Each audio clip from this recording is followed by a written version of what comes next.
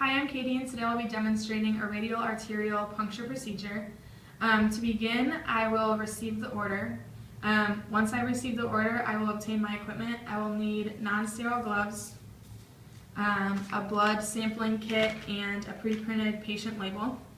After that, I will review the chart, look at the history for any recent broken wrist bones, if they have anything in their wrist such as a dialysis shunt, or if there's any burns to the patient's wrist.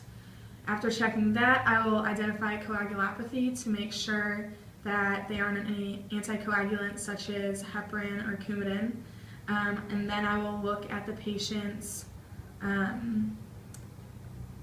lab panel to make sure that they've been clotting well in the last few hours. Once I've done that, I am ready to enter the patient's room. So I'll knock on the door. Mr. Jones, my name is Katie. I'm a respiratory therapy student, and I'm here to obtain a blood gas sample. So once I've done that, I will wash my hands and put on gloves.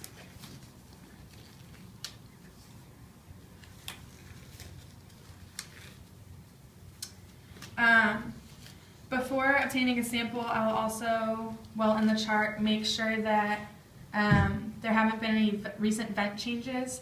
In a normal patient, you would have to wait 10 minutes, and in a patient with an air-trapping lung disease, you'll have to wait 25. So I would also check that in the chart, and then go into the patient's room, tell them who I was. Once I've washed my hands and put on gloves, I will palpate both wrists. Whichever one has a stronger pulse is the one I'll use. If they're about equal, then I will ask the patient which hand is their dominant hand, and I'll use their non-dominant hand. In this case, it's the patient's left hand. So once I've chosen the hand, I will do the modified Allen's test to make sure they have collateral circulation. Mr. Jones does, so I'm going to open my kit.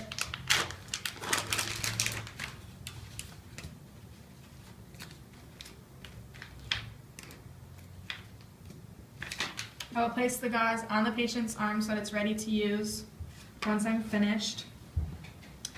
I'm going to remove the cap of the needle and aspirate it to 1 milliliter. Once I've done that, I will position myself comfortably next to the patient, and I will palpate again.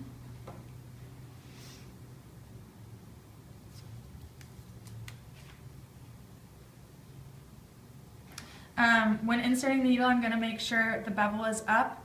I'm going to go at a 45 to 60 degree angle, and I'm going to go slow until I see blood in the hub.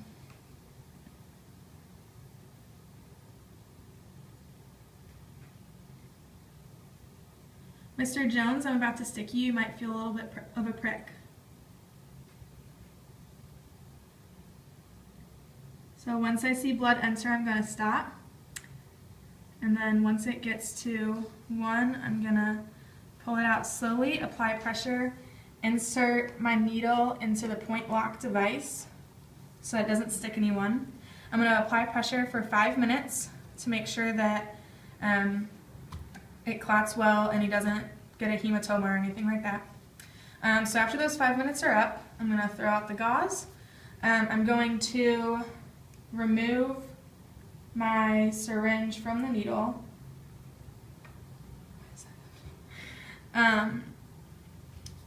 And once I've done that, I will cap it,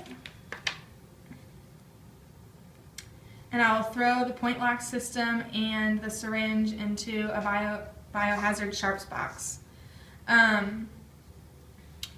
Once I've capped it, I'm going to get rid of all the air bubbles.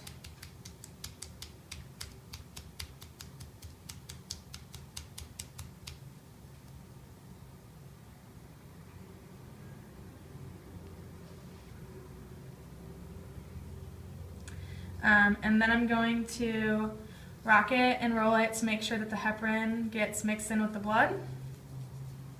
I'm going to place the pre-printed patient label on the syringe, place that in the biohazard bag, not box.